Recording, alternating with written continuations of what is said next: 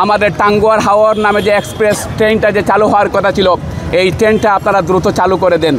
আমরা বলেছিলাম এইটাও করেন, সাথে সাথে দ্রুত সমাধানের জন্য যে পরিমাণ এলাকার মানুষ বিড়ম্বনার শিকার হচ্ছে, রাস্তাঘাটে অসুস্থ রোগী মারা যাচ্ছে এবং বিদেশ থেকে এসে অনেকেই সময় মতো গন্তব্যে বাড়িতে পৌঁছতে পারতেছে না। আবার বিদেশ যেহেতু সিলেট এলাকা প্রবাসী নির্ভর এলাকা, অনেকে বাড়ি থেকে রওনা দিয়ে সময় মতো অনেকে বিমানের ফেল করছে, ফ্লাইট ফেল করছে। এজন্য আমরা বলেছিলাম মিনিমাম আপনারা এমন ব্যবস্থা নেন যেন ট্রেনের বগিগুলো একটু বৃদ্ধি করে দেন। কিন্তু দুঃখজনক হলেও সত্য, সিলেটবাসীর প্রাণের দাবি একটাও এই সরকার এখনও পর্যন্ত চুকে পড়ার মতো কোনো দাবি দাওয়া আদায় হয় নাই। আমার বাড়ির পাশ দিয়ে সিলেটের রেল লাইন চলে গেছে। এই রেল লাইনের যে অবস্থা, রেল যখন যায় তখন তরতরে কাঁপে রেলের লাইনগুলা, কোনোটায় বল্টু নাই, নাট নাই, এইটা নাই, অনেকগুলা সমস্যা। প্রতি সপ্তাহে 10 দিন 12 দিন পর পর ট্রেন অ্যাক্সিডেন্ট করছে।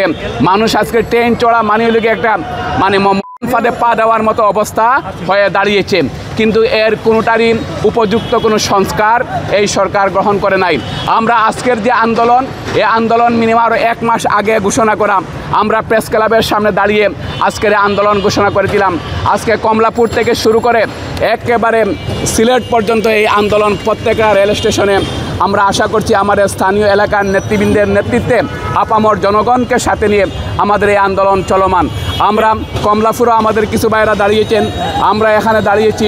এবার টোটাল সিলেট মিলিয়ে এই আন্দোলন চলছে। পদক্ষেপ যদি না নেন তাহলে আমরা টোটাল ঢাকা থেকে শুরু করে সিলেট পর্যন্ত টোটাল এলাকাকে আমরা বিরোধের আওতায় নিয়ে এসে আর রেল যতক্ষণ না পর্যন্ত আমাদের দাবি আদায় না হয়েছে ততক্ষণ পর্যন্ত আমরা রেলপথ আমরা ছাড়ব না। এটার পাশাপাশি আগামী 18 তারিখ আমাদের রেল ভবন ঘেরাও কর্মসূচি আমরা ইতিমধ্যে আপনাদেরকে বলেছি।